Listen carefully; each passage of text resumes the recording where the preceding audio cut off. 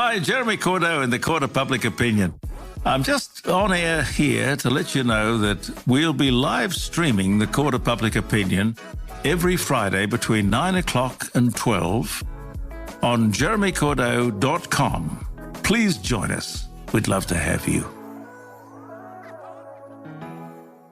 Hey there, listeners. This episode was recorded before the COVID-19 pandemic. If you're stuck at home, as we now are, we're glad we can keep you company. Stay safe. Why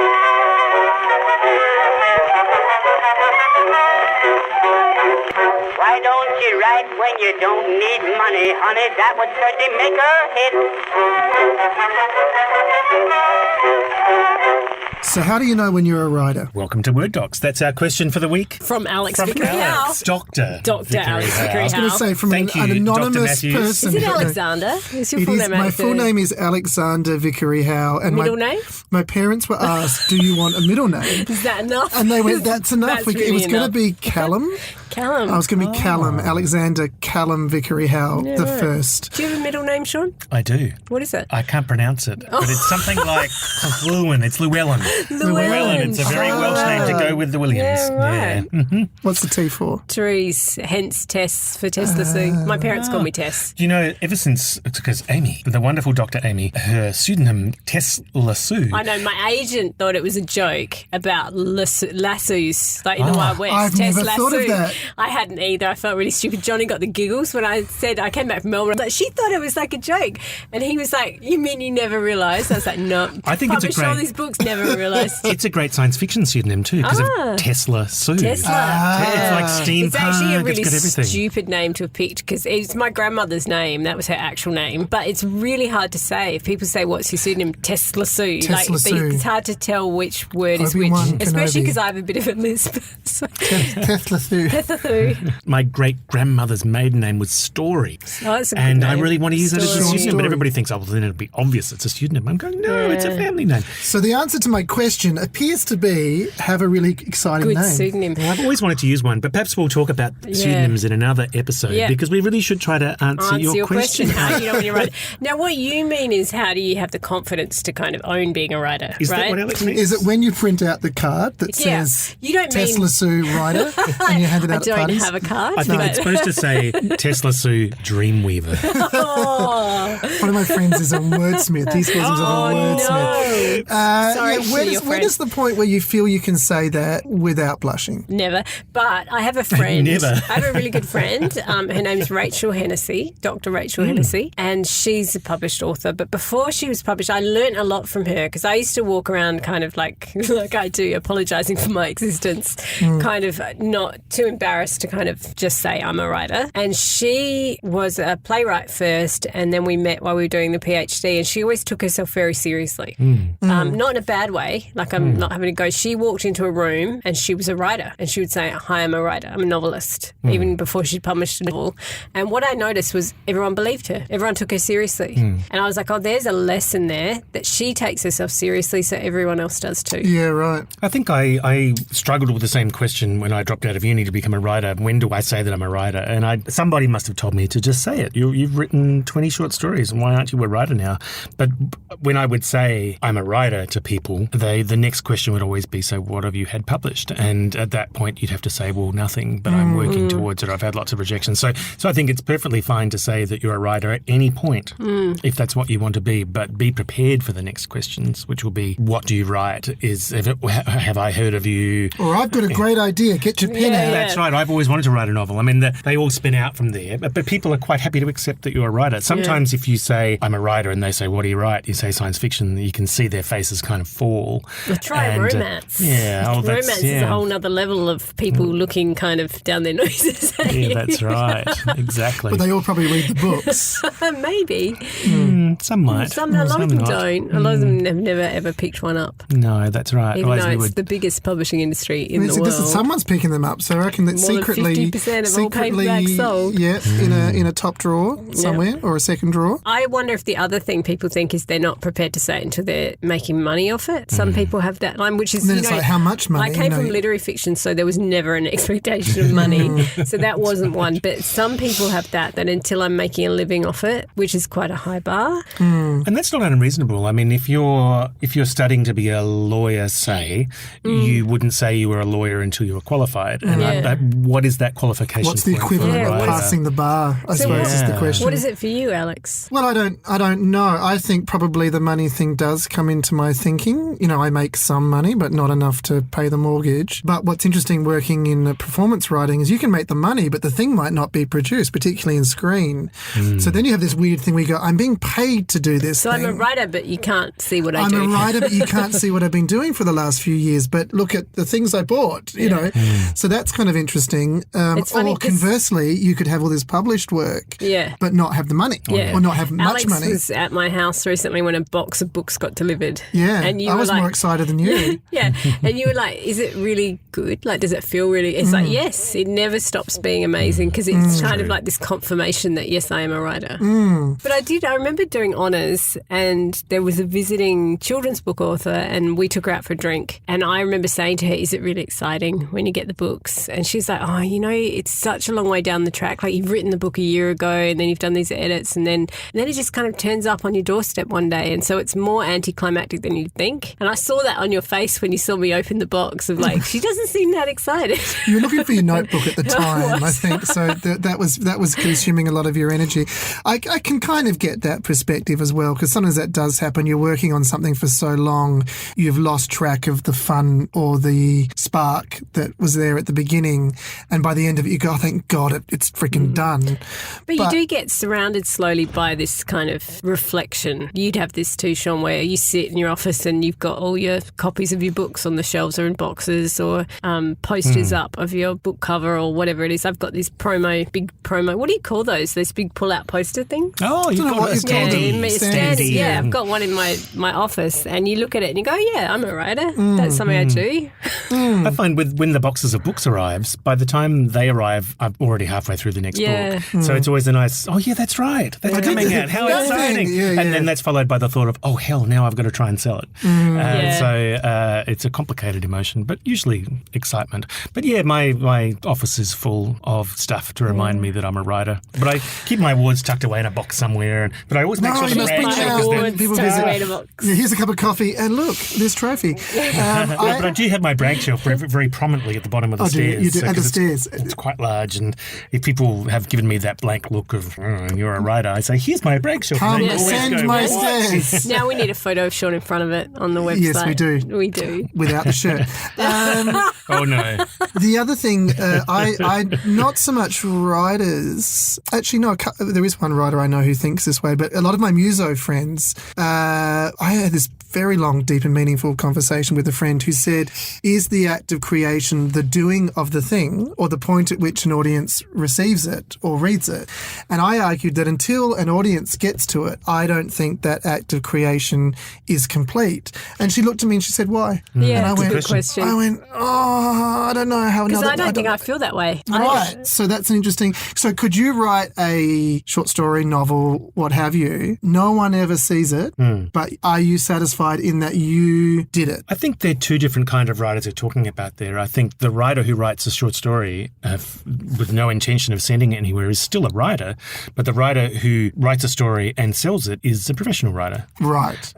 Or some other kind of writer. I think another question that's interesting is who, in your head, who is important? Like, who's the important reader? Because some people are imagining people they know reading their book. Like, what is success in terms of, are you imagining your parents reading your book? Are you imagining your friends? Are you imagining someone who was in year one at school with you? Are you imagining some stranger on the other side of the world? Like, who are you imagining as your that audience? critic who slighted you, who sees their name in the text and goes, oh, Williams, oh, you got me again. If you never get published, but you are only imagining like your close people reading it, and you can give them the manuscript and they read it. It's still out in the world. Like I have student work that I read years ago that has stayed with me forever. Right. Or theses I've examined where I don't actually remember the person's name anymore, but I'm still thinking about their novel. My dad read my PhD and just said it needed a villain. I said, keep reading. Eventually it has one. But thanks for the notes, Dad. Thanks for the notes, Dad. But he tried. He sat there in bed with his glasses on. He gave it a real... It's an interesting... You guys would have this... You guys would have this more than me, but when you have high school kids respond to something you've written, I was backstage at a play. I don't get that because mine's a bit more R-rated. Naughty high school kids responding to what you've written. But there's something about, I had this guy come up to me and goes, I really love that. And I could see that character in space. Or if you thought, and I thought, suddenly my imagination is now in that kid's head. Yeah. And there's something kind of like the point at which the thing that you dreamt up is now in other people's imaginary life, I think is really exciting. I'm definitely that kind of writer. My first taste of an audience was when I was in grade 5. I was away from school for a month and my English teachers just said, write me something. So I wrote what felt like a whole novel. It was like a 30-page story where I cobbled everything from all my favourite Doctor Who episodes into one bloody, gripping yarn. And I came back to class and my teacher read it and liked it. And then she read it out to the entire class. And I had this horrible moment of going, this was not what I was expecting. And then going, actually, this is pretty cool. That was my first taste of an audience. And then in year 11, I wrote a whole novel parodying. This is why I'm a writer, not a talker. Parodying my entire school year and the whole school as though it was a fantasy novel written by, et cetera, full of terrible sex scenes and bad jokes. And that got passed around to all my friends. So I used to have that in high school. I used to write this serial story about this girl in like diary form, and there were like 2, they're probably book length, I've got them at home and they're all handwritten, and they'd get passed around class for like a year. If we'd been born 25 years later, that it'd all be up on Wattpad. Yeah, and we'd have millions of followers. So yeah, true. So I think we're just naturally that kind of author where we want our work to be read by people so they'll love us more. It's interesting because that's, yes, that would be how I would feel as well. But what's interesting is when I was really confronted by that, I suddenly felt like a monster. I kind of went, really? Well, when you're dealing with someone who says, no, the creative act by itself is enough, I thought, I'm an out-of-control egotist. I suddenly went, would it be enough just to write for yourself? Can I ask something that's a bit embarrassing just between us? Yeah, because no one else is listening at all. Don't tell anybody, listener. Do you think, because I think there is a thing about knowing when you're good, like that you're good enough to be read by other people. Like it's not just that you're happy writing for yourself. It's like, this is something I'm good at, right? And I remember talking to, this is a weird segue, but my cousin married a guy who's in the army in artillery, and we were at a wedding, family wedding, and we were talking, and he was going to be posted in Iraq or Afghanistan or somewhere.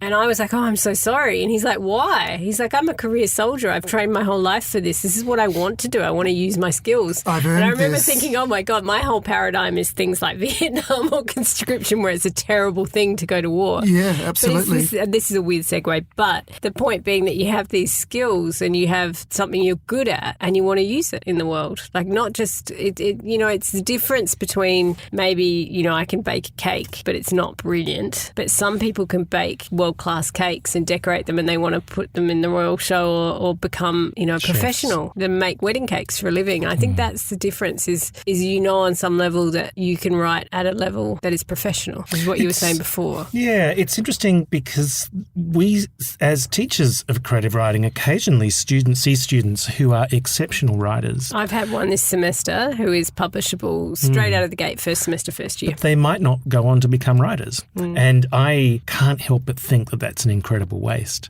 But of course, they have their own needs and desires. They maybe don't see themselves as being professional writers or wanting to be professional writers, even though they may be studying professional writing, creative writing at a university. It may just be something they happen to be good at, and It may be a hobby or maybe something they never come to. And I think that's okay too. I used to think that was a betrayal of someone's God-given ability. Not that I believe in God or anything like that, but that's okay too. So my mother's a visual artist and a really amazing painter, but she has never sold a painting and she refuses to exhibit. She said when she passes, we can do it if we want to. We can sell her work, but yeah, she's only doing it for herself. And I think it's very important as a professional writer, solely a professional writer. I think it was very important for my sanity to have something that I did that wasn't for money. So I always had some mad little project like writing Charles Darwin's Origin of Species in haiku form, using his own words. No one would ever buy it. It was eventually published, but not for money. There was always something mad going on in the background. Yeah. That my wife would always be saying, "Why are you wasting time on this?" And I'd be saying, "Because it's keeping me sane." I sort of had the opposite thing where sometimes I think I'm going mad. Day-to-day existence of being Alexander Vickery Howe. But where you've worked on something and then you finally show it to someone else and they go, "No, you're not mad." That's the thing. Oh, yeah, good. And so that can be, because sometimes you wonder, even the play I'm working on at the moment, I held on to it most of this year. There's a director lined up, there's a cast lined up, there's all these people that have kind of showing it to them. And I wasn't showing it to them, and I warned them. I said, "You're going to have to drag it out of my cold, dead hands."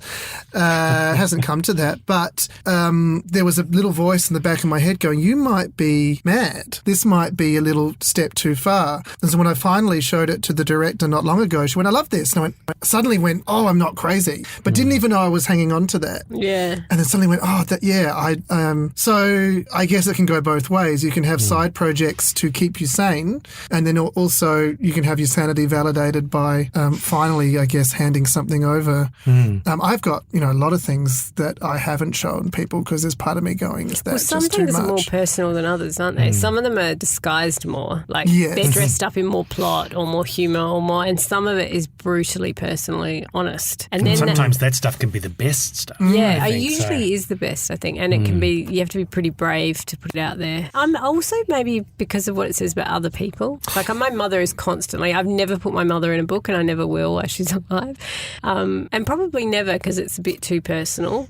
And we get along great, and I would never want to hurt her. But she reads everything I write with a mother in it and goes, "Is that me? Do I do that? Do I do that?" Yeah, my parents constantly do that. And for the first time, I wrote a character who is really closely based on my mother, and I went like when I say like verbatim in parts, and I went, "Do you mind reading this?" And she went, "I stand by all of that." And in fact, I'd go further and say this, this, and this. And then my father somehow got it. I don't know how. And I got this phone call going, "Well, no surprises who that is." So that's the first time I've done it. But those things are personal because it's not just them, it's your reading of them. Yeah. And I don't think that I would ever do that without consulting that person and going, stop me if I'm going too far. We're drifting into another topic, which is where, excuse me, I've got a mouthful of chocolate. I thought this is a good moment to have a sneaky bit of chocolate. Stephen to Hurst, amazing chocolate friend. Maybe we'll get him to be a sponsor one day. Maybe. That's your plan. That's what you're angling for, I can tell. That's right. We're drifting into where we get characters from. Maybe that'll be our next podcast. Yeah, that's a good one. Absolutely. So in terms of, he's just, I'm coughing, Sean's choking. All that chocolate syrup. But in terms of whether you show your work, when you show your work, who you show your work to, I've had, and this is the other thing that comes out of that process, I've had work that I've shown one person who've gone, "That's terrible, just don't, put it back in the drawer," and then that project's won an award. I know, you can't always trust. End of the Night Girl, I had someone read it who was in a position of power over me, and I'm not going to go into detail on this, but he literally said it was crap. And then it went on an award. And on some level you believe in yourself enough not to listen to some of those people, but the feedback you can get can be quite brutal. I'm drifting now more into kind of criticism and reviews. And again, that's something we'll come back to, but I think the bottom line for me is always that art should elicit a passionate response. And I think if somebody says, "This is terrible, this has really made me doubt your capacity as a human being and an artist," I'm thinking, I must be doing something right. If I my worst one ever, and I am getting name and shame, was my cousin's ex-husband. I ran into him at the pub and he was quite in his cups. And he went, I read your book. And I was like, oh, good. Like, not soliciting any response. No. And he said, yeah, it was medium. Oh, that's terrible. Medium. I love that line. It was medium. Why is that? Why would you say that? I had no emotional response to your work at all. Medium. The only consolation I have is he's a real estate agent and not a literary critic. But honestly, it was medium. Nothing worse than when someone really wants to tell you how medium you are and you try to physically walk away and they hold you, but the hand comes up and just holds your arm. You will hear my judgment. Weird, isn't it? Because there's not a lot of jobs where people feel comfortable holding forth on all your inadequacies. No, there's not many. No. Well, that's right. Even if we say what our job is, just coming back to the topic of this podcast, even if you say, oh, I'm a writer, they will immediately start querying you like... would I know it? Would I know anything you've done? That's right. Whereas if someone says, I'm a lawyer, well, who have you represented? I'm an architect. What have you built in this fine city? That doesn't really happen. And the other one is like, they'll want to tell you about J.K. Rowling or something. Why do you write a commercial hit? Oh, my dad is that guy. My dad is that guy. He will say... I'm Mr. Vickery Howe. Yeah, he will say, Mal will say, what you need to do is come up with a really good story. And I'll look at him and go, yeah, Dad, that's what I'm trying to do. No, son, you're not listening to me. What you Stop need... with the medium. Yeah, story is everything, There's our Alex. title. Story is everything. And you go, yep, no, I got it. Do you, though? Because I've read some good stories. Have you read Jack Reacher? And you go, yeah, but I can't write that, can I? But something like that. I do love Jack Reacher. Maybe you should, Alex. That's Maybe I should. Yeah, maybe you should. My grandmother gave me the best feedback I ever had once, and when I gave her a copy of my first ever little book, it was a tiny collection of 3 short stories. She looked at it in wonderment and said, "And did you write all the punctuation as well?" I went, "Yeah, I did that. That's what writers really do." Cute. We'll come back to grandma. She was so that is really sweet. lovely. That was so lovely. That is really lovely. I love my grandma. I miss her every day. There's an element of judgment going on here, and this I'm going to try not to segue out of what we're talking about, but why start now? Why stop yourself now? Like writing things like sex scenes or writing moral arguments. Sex scenes, knowing that, like, I would feel I've done it, but I feel weird writing a sex scene knowing Mal's going to be there going. Yeah. I write a lot of sex scenes, so I feel you on that. It's weird knowing people that you know. People don't complain about the violence or comment on the violence that's in books. They comment on the moral judgments and the sex scenes. But also, I remember, so if I, in the past, with honours students, we'll do, like, I show them the Bad Sex Awards. Have you seen those? Oh, yeah, they're the wonderful. Guardian's Bad Sex Awards. I haven't seen the Bad Sex Awards. Oh, so good. Every year they hand them out, and they're usually given to literary authors. So it's to authors, not to not to private couples. Just no. You're safe there. How do you know, Sean? Very quick, Sean. I'm not saying anything. No, it's fair. But one, I can't remember who the author was, but one of the ones I remember was he pinned her to the bed like a lepidopterist, like pinning a butterfly. It's so disturbing. But I've given them to students, and then I'll say, I want you to try and write a sex scene, and not to read it out, you're not to show anyone, because that wouldn't be appropriate. No. But write it and then tell me how you were feeling, and everyone feels very exposed. Like, you feel like people are going to read it like, is that how you do that? Is that the way you think about sex? Is that what you would do in bed? Is that, like, it's a very exposing thing to do, I think, in a way that not writing anything else is. But also, I've been accused of beliefs that my characters have. Oh, me too, yeah. And I'll often,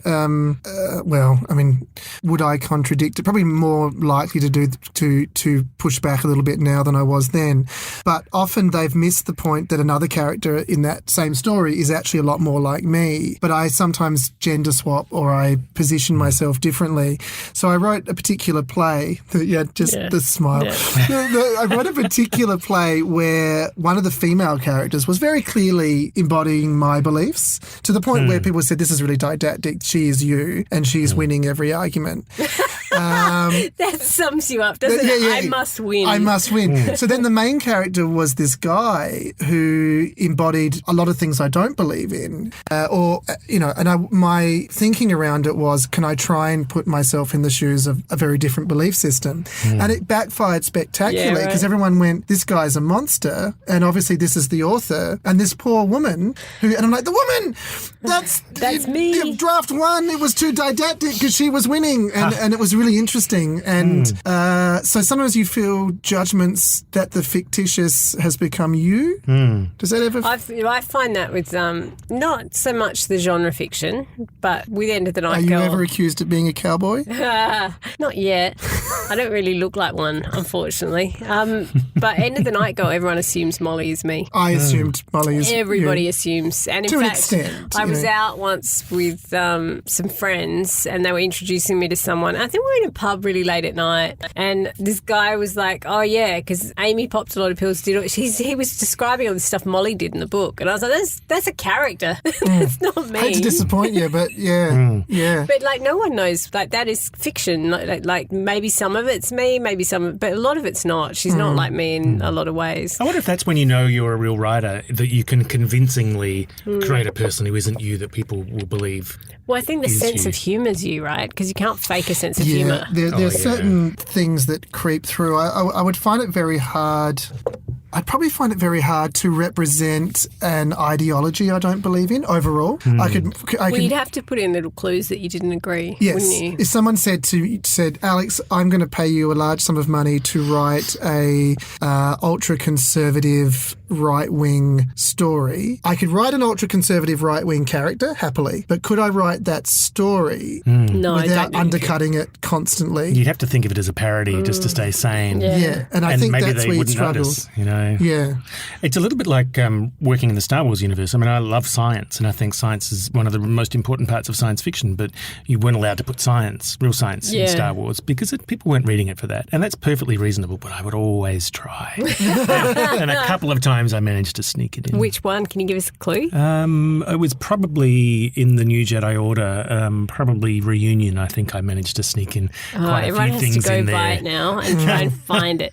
And see if you can work out which bit. But in the Star Wars universe, you pluck a thread like that and it can have ramifications. You know, for example, can you ram a ship in, light speed? Don't get me started, Alex. Yeah, exactly. Because once you open that can, everyone's like, why hasn't that happened before? I know, that's right. Why don't they have weapons ramming ships? Anyway. Why not get a droid to do it for you every single time? So that's an interesting thing. In a wider universe, that can be fascinating, I think. So somebody once said to me, you're not a real writer until you've been orphaned, and by that they meant you have sold a book to an editor who then leaves the company and leaves you stranded, orphaned with maybe an editor who doesn't like your work, or maybe with no editor at all for a while. So tick. Tick. Have sacked an agent. I know you've done that, Amy. I've done that. I have not done that. Oh, your agent should be your current agent should be sweating. I've never sacked an agent. I've had an amicable split. Yes, me too. But yeah. And the third one, so orphaned, sacked an agent. The third one is have a stalker. Yeah. Yeah. Have you guys had a stalker? Have you had a stalker? Yeah. Oh wow. Yeah, me too. Yeah. He/she will be listening right now. Yep. Oh, hello to Alex's drop stalker. this one now. Yeah. Let's not go into details of that. Emma Thompson. Okay, I'm backing away. Emma Thompson, we said to call, but not that much. You're not. Your Majesty. No. Little bit. Back off. Yeah. Just one knighthood is enough, really. But that just one knighthood. Stop giving me knighthoods. Sheathe the sword. This has taken a very strange turn. But I mean, stalkers. That's a thing. And also I know actors who've appeared in things I've written who've picked up stalkers, and that's really interesting because they kind of blame me in a weird way. They go, "That's half you," and I go, "Well, yeah, it's mostly you." But I think that I did the Japanese horror rock musical, and Dave, who played the vampire, was just constantly followed by Japanese women. He looked a bit like Nick Cave back then, so it kind of worked for him.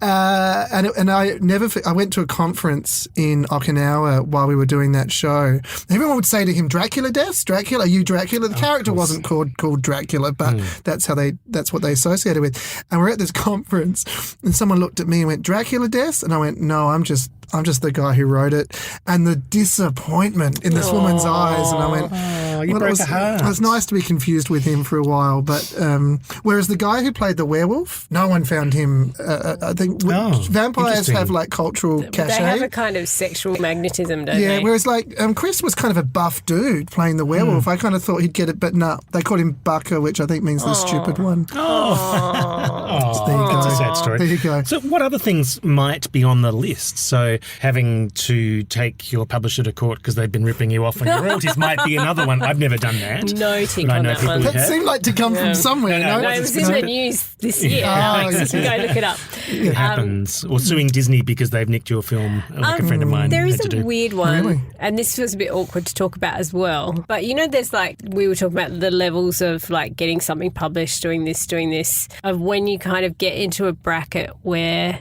you can attract a little bit of jealousy or negativity, and it changes relationships. I've found that. It sounds hard to say because you're not trying to say I'm so great, but just these moments where you experience a bit of success, but your success makes some of the people you're friends with feel bad, and that's hard. It's an interesting. That's one. the tall poppy thing, really, and it is Well, interesting. Not It's just, like it's when also, it's not just tall poppy, because I think it's actually people you really love, you're really close to, who are not. They might be having a downturn in their career, or having a failure, or just not getting over the gate, and you're really excited and you want to pop champagne, but you're making them feel bad when do you share your success? When do you speak? It can make you feel a bit lonely. I've had moments where I feel a bit lonely. There's an unofficial group in Adelaide, in Australia, that call themselves something like the Whiny Rich Authors Club. And it was a small group of writers who I won't name, who would get together to complain about the problems in their world, because they had everything that new writers ever dreamed of, but because they have new problems. They do have to sue Disney for the royalties that they aren't being paid. The problems just change. Yeah. The problems change, and they need to vent about And there are these published things. author networks. And they don't want to make all their friends feel unhappy, because everybody would love to have their problems. Absolutely, yeah. And it's the same with academics. You know, we are incredibly fortunate, and I think we're all three of us very aware of our privilege of having tenured academic jobs, because they're very rare, particularly in our area. Yes. But it comes with all these other issues you want to talk about that can make people feel awful if they haven't got one of those jobs. Yes. So you are in this kind of... So I would add that to the list of when you're a writer. That's an interesting... I find that very interesting, because I have done the thing where I've not said things are going well. Like, I've just not shared that with people, because I think, well, you sound like you're boasting, or, you know, it is a bit of that tall poppy thing. But also, I think it's important sometimes to say, I am going to share this good news in a non-egotistical way. It seeds hope. Because it seeds hope. And, and I think, I mean, I love it when I hear stories about you guys or other friends. How do you do it without feeling like a wanker? When you go, this really exciting thing just happened to me, I'm so happy about it, but I don't want to feel like a there are wanker. ways to frame it. I mean, I constantly tell myself and everybody around me that any kind of success in this industry is to a large degree the result of luck. Yeah. So I think it's really important, as you've said, Amy, that you have to write the best possible work you can, and it comes back to the work constantly.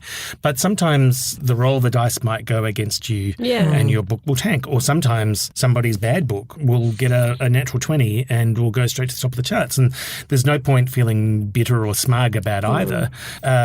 So I think if you frame it as the God smiled on me this week, I've had a great week, let me buy a round of drinks for everybody Because at the behind the pub, scenes, you like know. the surface always looks like one thing, but we've all had more failures than successes. Oh, absolutely. That's a whole series of podcasts. But I actually, I draw a lot of energy from other people equals wins, actually. Yes. And it's one of the differences, I think, between this is going to get me in trouble, but it's one of the differences between the writing industry and the acting industry, I think, is that in the writing industry, there is quite a bit of mutual support. I think there's no time limit. I think acting a little bit like There's a clock over your head. That for a lot of people, being young is a thing. Yeah, I mean, I remember this actor friends of mine. One of my actor friends, she was a 20-year-old woman. She got a role, and another friend of mine who was a 30-year-old man said, "Why didn't I get that role?" And I turned and went, "I can think of a couple of reasons." So there is that constant competitiveness. Whereas with writers, you sort of feel like you can grow a network and grow the pie. I don't love that expression, but you can. And when a friend of mine has success, I think, well, I'm going to draw energy from that, and that's good for us as a group that we can help each other. And it's also happened where a job might come up and I might go, I'm not the right person to do that, but I do know the right person. And so you might recommend each other's for jobs.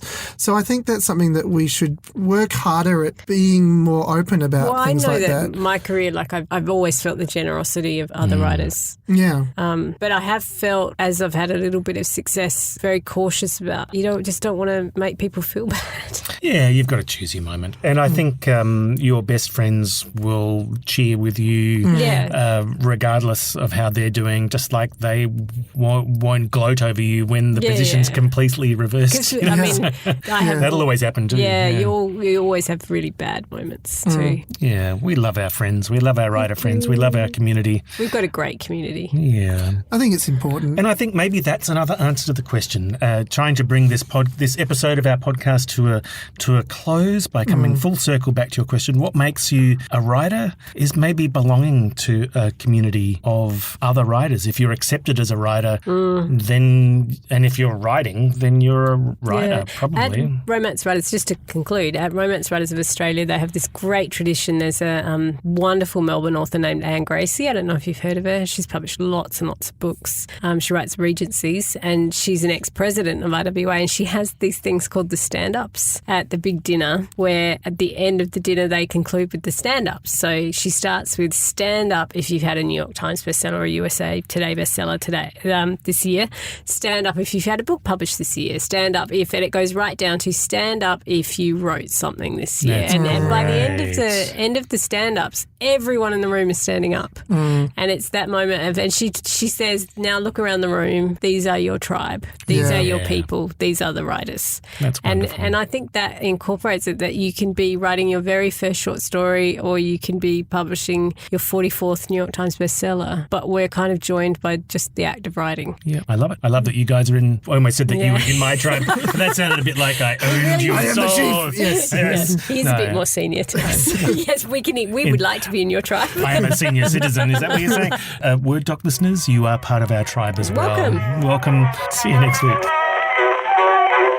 Why don't you write when you don't need money? All your notes sound alike too much. All of them start with I love you, honey, but they end with the same old touch. Just for a change, send a nice loving letter and cut out that please remit. Why don't you write when you don't need money, honey? That would certainly make a hit. Happy writing, happy being Alex. writers. Right, Alex hates that. He's not saying it. Look, he's got his purse mixed. Happy writing, Alex. Write so happily, Alex. Be a happy elf writer. La, la, la, la, la, la. Enjoy the written word. Hi, Jeremy Cordeaux in the Court of Public Opinion. I'm just on air here to let you know that we'll be live streaming the Court of Public Opinion every Friday between 9 o'clock and 12 on jeremycordeaux.com. Please join us. We'd love to have you.